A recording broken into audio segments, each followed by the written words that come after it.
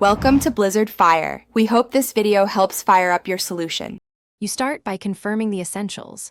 Sign in with the same Microsoft account on both your Xbox console and PC. Once done, update the console OS and the Xbox app on Windows so features match. Next, enable console streaming/allow remote play in the console settings. Make sure multiplayer connections are allowed.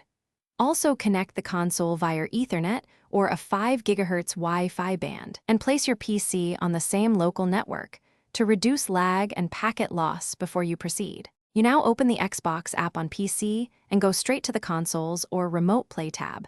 Add your console by selecting its name from the list. Once connected, pair your controller to the PC or use a wired USB connection for lowest latency. After pairing, choose streaming quality inside the app.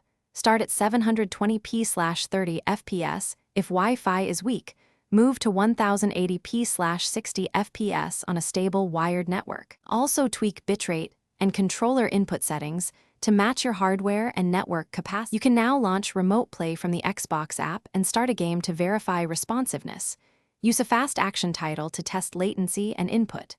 If you notice stutter or dropped frames, lower resolution or bitrate in the app, or switch either device to Ethernet to stabilize throughput. If remote play won't connect, reboot the console, PC, and router, then sign out and back into your Microsoft account. Re-add the console if needed. That single restart often resolves NAT, authorization, or discovery issues. Thanks for watching. If you found this helpful, don't forget to like and subscribe.